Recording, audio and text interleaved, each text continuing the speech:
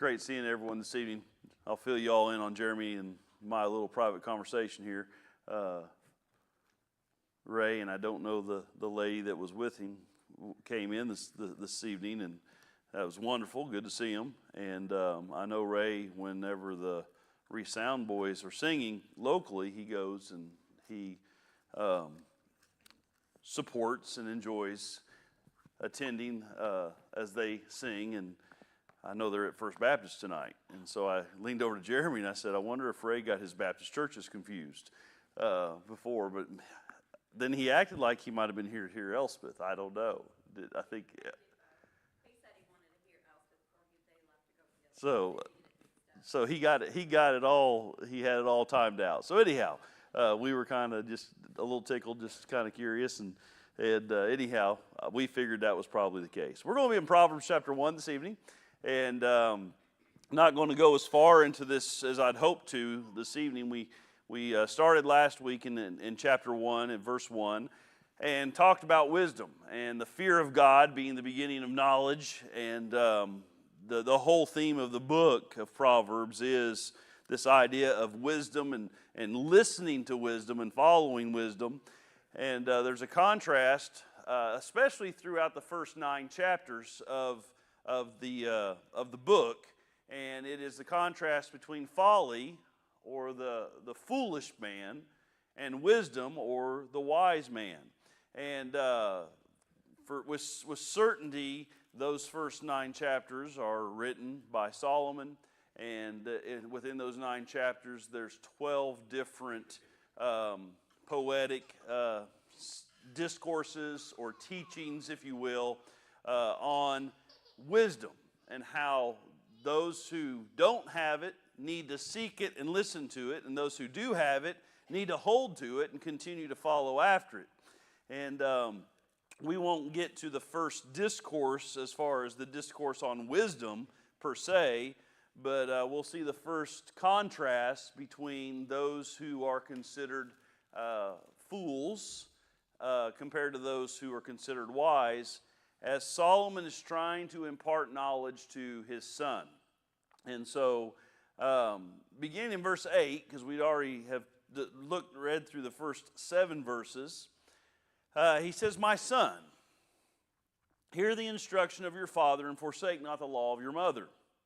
For they shall be an ornament of grace unto your head, and chains about your neck.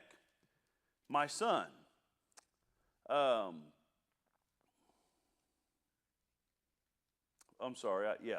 If sinners entice you, verse 10, consent not.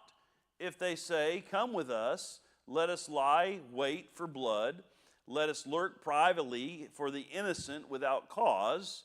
Let us swallow them up alive as the grave, and whole as those that go down into the pit.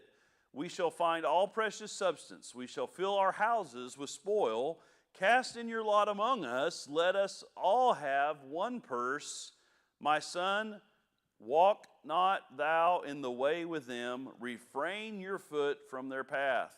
For their feet run to evil, and make haste to shed blood. Surely in vain the net is spread in the sight of any bird, and they lay wait for their own blood. They lurk privately for their own lives. So are the ways of everyone that is greedy of gain, which takes away the life of the owners thereof. And then he goes into the first discourse starting in verse 20 through the end of the chapter on wisdom. Lord willing, I want to get into that discourse next week, that teaching on wisdom. But just trying to take this as it comes and as it's laid out before us. And I realize I'm talking to an older crowd. We don't have as many of our young people here this evening, and this instruction is specific toward young people. And so this would be a great teaching for a midweek, I suppose. But he starts out basically by saying, pay attention to the words of your parents. And all the parents and grandparents in here would say, boy, you got to really believe what you're teaching. Amen. Pay attention to the words of your parents and your grandparents. There's wisdom that is found in those who have lived life and the experiences they have had. And Solomon's saying, pay attention. And especially since this is Solomon speaking, since this Solomon how would you like to have had Solomon as your dad? There's drawbacks to that. We know Solomon's life. It wasn't peachy. But the wisdom side of Solomon, the wisdom side of what God blessed him with, being the wisest man to have ever lived, and to have him impart knowledge and wisdom to you. If you thought you had a dad who knew it all, or thought he knew it all, Solomon was the guy who probably really did in a lot of ways. Solomon's life example was such, though, that he had it, but he didn't always abide by it, and that was the drawback. And so this is what Solomon's trying to say as he is imparting this knowledge that he has been given, this wisdom. Pay attention. Pay attention to the teaching of your parents. Verse 8 says, hear your father's instruction. Hear your father's instruction, or teaching. And I want to hone in on the word hear. Hear is more than just allowing the words to come through your ears into your brain. And we hear sometimes and say, oh, that's nice, and then we go on. Hear in this instance, in verse 8, means truly listen and take it to heart. It's not just merely listening and just to kind of, you've been in those situations where you're letting someone speak and you're hearing, but you're just waiting for the time of escape, and then you go on and say, phew, glad that's over with. Solomon say, hey, pay attention to what is being told. Pay attention to what is being said. Take it to heart. And with this idea of hearing, it means literally put it into practice. Obey what is being said.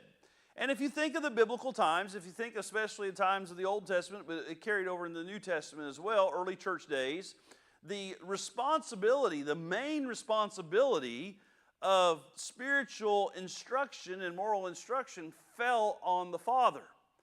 It didn't exclude the mother by any means, but the primary, the one who is leading the ship, so to speak, of morality is supposed